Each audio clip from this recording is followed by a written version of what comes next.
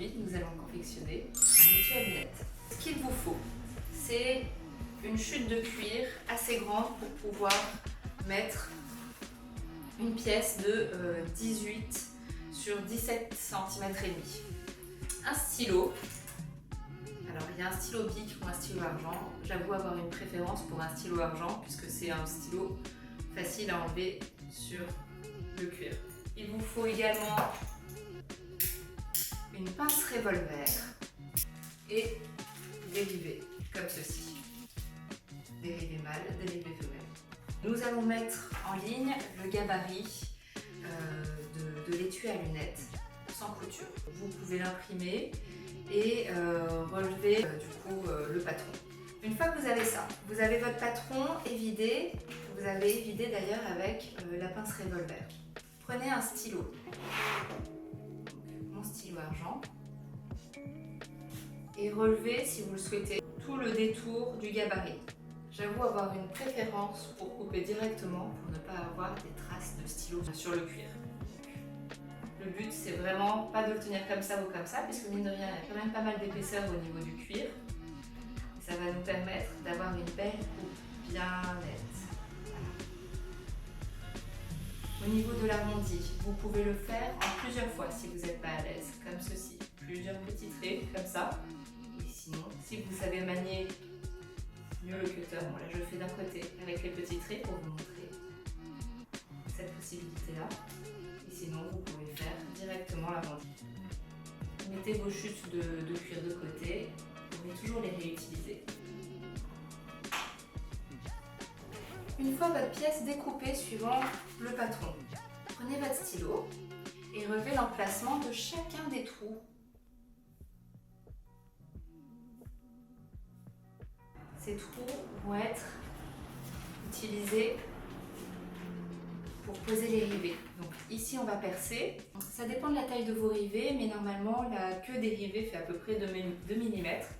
Donc vous pouvez percer avec sur votre pince revolver ou sur votre porte-pièce de 2 mm chacun des trous, comme ceci. N'hésitez pas à bien serrer votre pince revolver et à tourner votre pièce pour être sûr de bien évider le trou. On recommence, on renouvelle l'opération sur chacun des trous.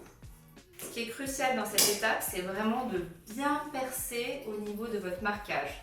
Le moindre décalage peut se voir sur le résultat final. Voilà votre pièce qui est prête. Maintenant, à vous de prendre les rivets. Le rivet mâle, c'est comme pour les prises. Le rivet mâle et le rivet femelle. Repliez votre pièce sur elle-même, comme ça. Normalement, vos trous coïncident. Donc vous repliez la pièce comme ceci, puis vous prenez un côté avec les rivets mâles, vous le passez comme ceci